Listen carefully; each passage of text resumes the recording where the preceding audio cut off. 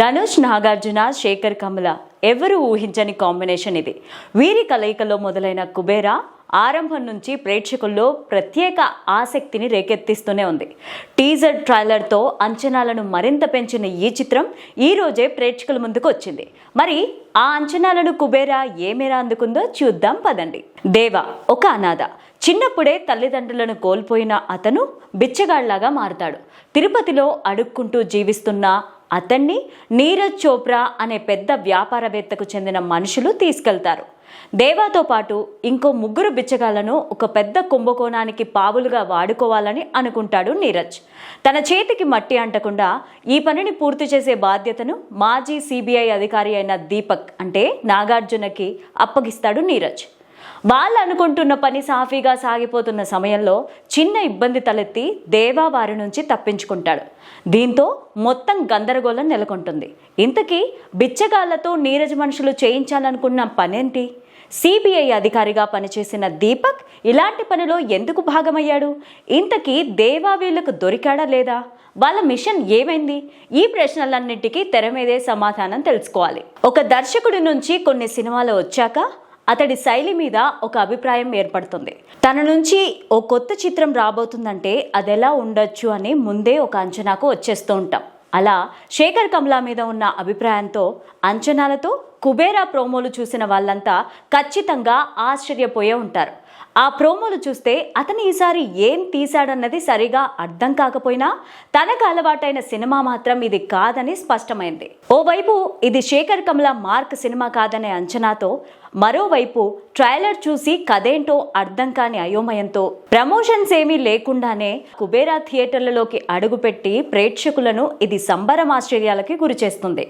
మొదలైన తొలి సన్నివేశం నుంచి తెరపైన జరిగే ప్రతి విషయం ఇంట్రెస్టింగ్ గా అనిపిస్తూ, తర్వాత ఏం జరుగుతుందా అనే ఉత్కంఠ రేకెత్తిస్తూ, ఏం జరగబోయేది అంచనా వేయలేని విధంగా సాగుతూ 3 గంటల పాటు ప్రేక్షకులని వేరే ప్రపంచంలోకి కూర్చోబెట్టి ఉర్రూతలూగిస్తుంది కుబేరా.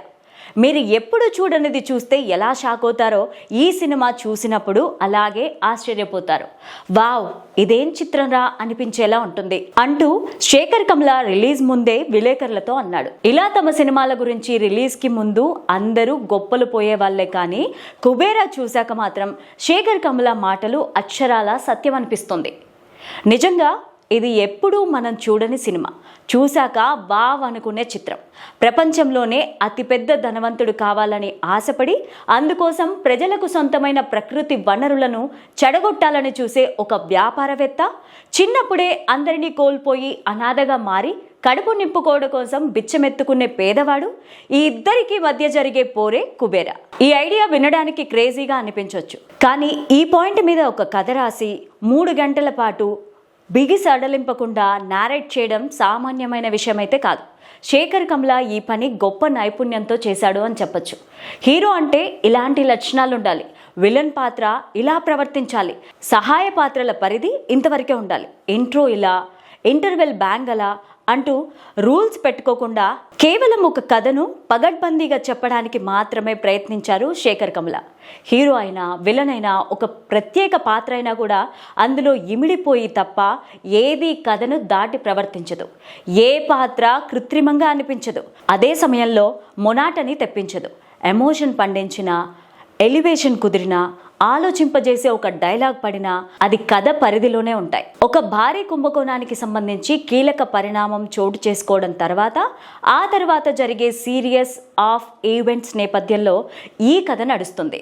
ఆరంభ సన్నివేశాలతో కథ మీద ఒక ఐడియా వచ్చినా తర్వాతి పరిణామాలు ప్రేక్షకులు ఊహించని విధంగా ఉంటాయి. 3 గంటల పాటు ప్రేక్షకులను గెస్సింగ్ లో ఉంచుతూ కథనం నడుస్తుంది. ఏ దశలోనూ కథ ఆగకుండా పరుగులు పెట్టడంతో ప్రేక్షకులు ఏ దశలోనూ డీవియేట్ అవ్వరు. క్లాస్ వార్ అన్నది చాలా పెద్ద సబ్జెక్ట్.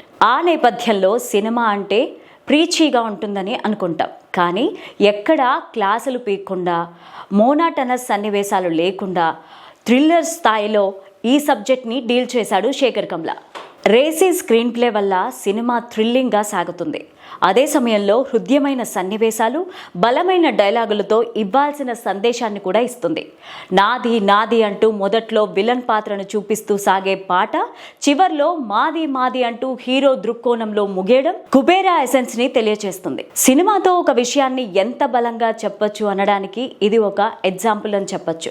రచయితగా, దర్శకుడిగా శేఖర్ కమలాది ఎంత గొప్ప స్థాయి అన్నది ఇక్కడే అర్థమవుతుంది. ఎవరైనా ఈ కథ వింటే ఈ రోజుల్లో ఇంత సీరియస్ సబ్జెక్టా, దీన్ని ఎవరు చూస్తారు అనుకుంటారు. కానీ ఇంత సీరియస్ సబ్జెక్ట్ని రేసీ స్క్రీన్ ప్లేలో జనరంజకంగా మార్చాడు శేఖర్ కమల. అదే సమయంలో చెప్పాలనుకున్న మంచి విషయాల్ని బలంగా చెప్పాడు. బిచ్చగాడి పాత్రను హీరోగా చూపించి బిచ్చగాడు సినిమా కల్ట్ స్టేటస్ సాధిస్తే అదే పాత్రను ఇంకో కోణంలో మరింత ప్రభావవంతంగా తెరపైన చూపించి కుబేరా మార్కులు కొట్టేస్తుంది. కొన్ని సీన్లలో లాజిక్లు మిస్ అవ్వడం, అక్కడక్కడ సన్నివేశాలు కన్ఫ్యూజింగ్గా సాగడం, లక్షల కోట్ల అధిపతికి చెందిన మనుషులు ఒక మామూలు బిచ్చగాడిని పట్టుకోలేక అవస్థలు పడ్డం, తమ వల్ల ఆ స్థాయి వ్యక్తి చిక్కుల్లో పడ్డం, ఇలాంటి అంశాలు కుబేరా చిత్రంలో కొంచెం ఇబ్బందిగా అనిపిస్తాయి. కానీ కావాల్సినంత హై ఇచ్చే కుబేరాలో అవన్నీ చిన్న చిన్న విషయాల్లా అనిపిస్తాయి. ఇది ఖచ్చితంగా ఇంతకు ముందెప్పుడు చూడని కొత్త కథ. ఏం చూడబోతున్నామో తెలియకుండా థియేటర్లలో అడుగుపెట్టి ఇక్కడ చూసింది చానాళ్ళు గుర్తుపెట్టుకుంటాం. శేఖర్ కమల సినిమాల్లో ఎవరూ నటిస్తున్నట్లు అనిపించదు, బిహేవ్ చేస్తున్నట్లుగానే ఉంటుంది. కుబేరాలో కూడా అదే చూస్తాం. ఎలాంటి పాత్రలో అయినా పరకాయ ప్రవేశం చేసే ధనుష్ బిచ్చగాడి పాత్రలో ఎంత గొప్పగా ఒదిగిపోయాడో మాటల్లో చెప్పలేం. స్టార్ ఇమేజ్ ఉన్న మరే హీరో కూడా ఇలాంటి పాత్ర చేయడానికి ఒప్పుకుంటాడా అంటే సందేహమే. ఈ పాత్రలో ధనుష్ను తప్ప ఇంకెవ్వరిని ఊహించుకోనట్లే. రవ్వంత కూడా ఇమేజ్ ఛాయలు పడకుండా బిచ్చగాడి పాత్రను అద్భుతంగా చేశాడేతను. కొన్ని నిమిషాల్లోనే అక్కడున్నది ధనుష్ అని మర్చిపోయి దేవా అనే బిచ్చగాడి పాత్రను మాత్రమే చూసేలా అతను ఆ పాత్రను అద్భుతంగా పోషించాడు. పాత్రకు సంబంధించి చిన్న చిన్న విషయాలను కూడా తన బాడీ లాంగ్వేజ్, నటనలో తెరపైన చూపించిన విధానానికి ఆశ్చర్యపోక తప్పదు. తన నట కిరీటంలో ఇది మరో కలికితురాయి అని చెప్పొచ్చు. కొంచెం తమిళ వాసనలు ఉన్నప్పటికీ ఎంతో శ్రద్ధగా డబ్బింగ్ కూడా చెప్పేశాడు అతను. దీపక్ పాత్రలో నాగార్జున్ను చూడడం చాలా కొత్తగా అనిపిస్తుంది. ఆయన కూడా ఇమేజ్ చొక్కాను పక్కన పడేసి నటించాడు. పాత్రకు తగ్గట్టుగా సటిల్డ్గా నటించి మెప్పించాడు నాగార్జున. ఆయన కెరీర్లో ఇది చాలా స్పెషల్ అని చెప్పుకోవచ్చు. సమీరా పాత్రలో రష్మిక కూడా రాణించింది. స్క్రీన్ టైం తక్కువే కానీ తన పాత్ర సినిమాలో చాలా కీలకమే.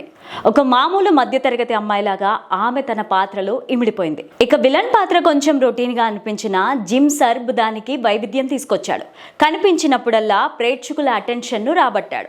దేవిశ్రీ ప్రసాద్ అనగానే తన సంగీతం ఇలా ఉంటుందని ఒక ముద్ర పడిపోయింది. కానీ తన ఫిల్మోగ్రఫీలో కుబేరా వైవిధ్యమైన సినిమాలాగా నిలుస్తుంది. కథను అనుసరించి తన శైలిని పక్కన పెట్టి అతను డిఫరెంట్గా మ్యూజిక్ ఇచ్చాడు. సన్నివేశాల తాలూకు ఇంటెన్సిటీ ఇంకా పెంచి ప్రేక్షకులను సినిమా అంతా ఒక మూడ్లో ఉండేలాగా చేయడంలో బ్యాక్గ్రౌండ్ స్కోర్ కీలక పాత్ర పోషించింది.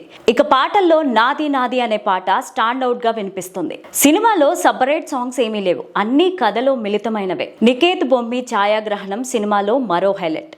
విజువల్స్ పరంగా సినిమా విభిన్నంగా కనిపించేలా అతను జాగ్రత్త పడ్డాడు. నిర్మాణ విలువలు చాలా బాగున్నాయి. ఎక్కడ రాజీ పడకుండా మంచి క్వాలిటీతో సినిమాను నిర్మించారు. Writer cum director Sekhar Kammula తనకు అలవాటైన దారి నుంచి పక్కకు వచ్చి ఒక గొప్ప కథను నారేట్ చేశారు. చైతన్య పింగళి సహకారంతో గొప్ప కథను రాసి అంతే గొప్పగా తెరపైకి తీసుకొచ్చాడు. శేఖర్ నుంచి ఇలాంటి హార్డ్ హిట్టింగ్ డ్రామాను ఊహించలేం. తన కంఫర్ట్ జోన్ నుంచి బయటకు వచ్చి అతను అందించిన సర్ప్రైజ్ ఇది. రైటింగ్, టేకింగ్ అన్నిట్లో కూడా ఒక ఇంటెన్సిటీ చూపించాడు శేఖర్. తన కెరీర్లో ఎంతో వైవిధ్యమైన అలాగే ఉత్తమ చిత్రాల్లో ఒకటిగా కుబేరా నిలుస్తుంది. చివరిగా కుబేరా శేఖర్ కమల చెప్పిన గొప్ప కథ.